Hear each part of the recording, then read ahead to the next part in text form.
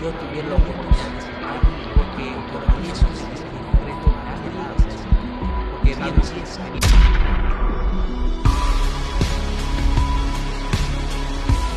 Mi historia empieza en San Salvador, El Salvador. Mis papás son salvadoreños. Ellos sintieron en su corazón que Dios los estaba llevando hacia Dallas, Texas. Entonces toda la familia se mudó. Yo tenía 7 años. Estando ya de 7 años, ya tú sabes, más o menos estás al tanto de qué es lo que está pasando. Y me recuerdo que teníamos que empezar de nuevo. Empezamos viviendo en lo que unos llaman una cochera, un garaje.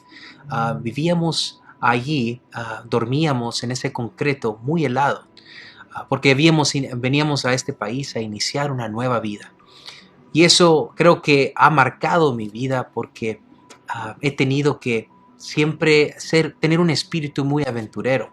Pero ese espíritu muy aventurero me ha llevado a ser muy autodependiente. No me gusta codepender o depender de alguien.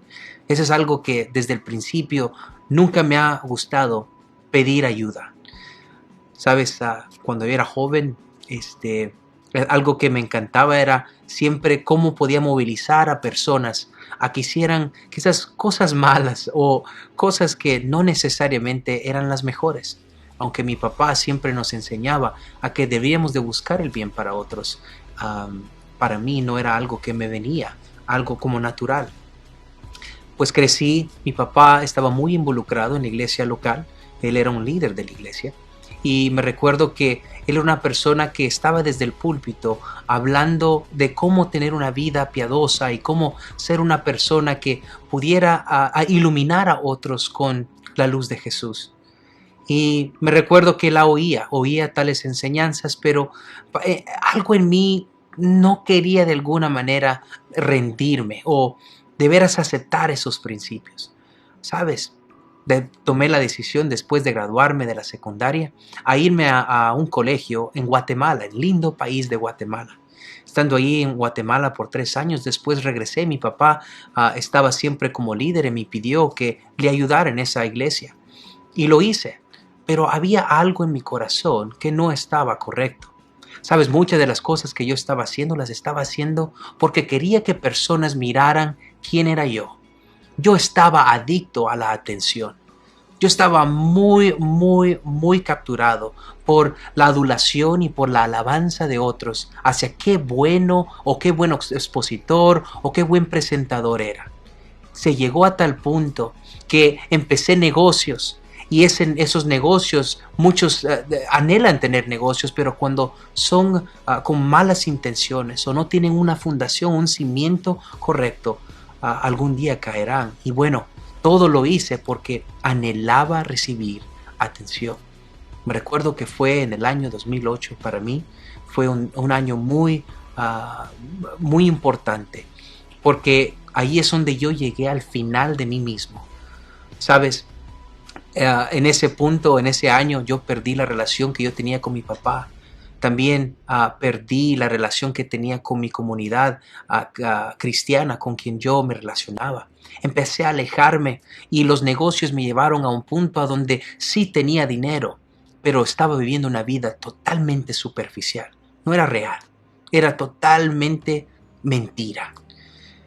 Me recuerdo que entrábamos a restaurantes y yo decía, no, yo compro, porque aquí el que tiene el dinero soy yo. Y todos, qué bien, qué bien, qué bien. Pero adentro yo me estaba muriendo. Esa actitud de no ser dependientes con Dios me llevó a tener deudas, a números que hasta hoy en día me da vergüenza decirlos.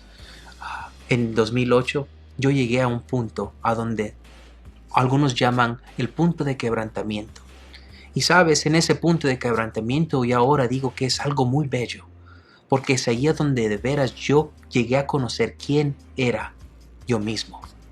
Y en ese conocerme a mí mismo, miré qué tan perverso soy, qué tan malas intenciones tenía, cómo yo manipulaba a otras personas y cómo yo buscaba mi bien. Terminé con $80,000 en deuda, con mucho que estaba triste de que había llegado a ese punto. pero era muy bello porque reconocí que yo necesitaba a alguien más grande que yo mismo que me viniera a rescatar. Y bueno, desde ese tiempo yo empecé a mirar los principios que mi papá me había inculcado desde pequeño, que debía de buscar el bien para otros. No sé si han oído que dice sembrar lo que siembras, eso vas a cosechar, y es cierto. Yo coseché lo que había sembrado, coseché malas consecuencias. Entonces ahora, en este tiempo y en esta oportunidad que tengo para comunicarme contigo, quizás tú estés pasando por una situación idéntica como quizás yo la pasé hace algunos años. Y dicho sea de paso, es algo que es un estrago, es una batalla continua. Quizás tu gran enemigo es el orgullo. No quieres pedir ayuda. No quieres que alguien venga a rescatarte. Y esa soberbia te llevará a un punto de quebrantamiento, a donde algunos, si yo tuviera la oportunidad de sentarme con cada persona, decirle, no, no lo hagas, no llegues a ese punto. Empieza a aplicar los principios que se encuentran en la Biblia. Cuando hacemos eso, es una vida diferente. Entonces quizás tú estés en ese punto a donde no quieres recibir ningún consejo de nadie. El consejo que tus papás te están dando, el consejo quizás de personas que están alrededor te están dando, para ti no es nada relevante. Tú dices, yo voy a vivir mi vida. Toma mi ejemplo. No quieres estar en ese lugar que es difícil, es muy duro, sino que cambia. Acércate a personas que pueden ayudarte y rodéate de una comunidad que te va a inspirar a hacer cambios. No tienes que hacer cambios radicales. Empieza con cambios pequeños. Esos pequeños cambios, esas pequeñas decisiones cambiarán totalmente el rumbo de tu vida. Hazlo hoy. No esperes más.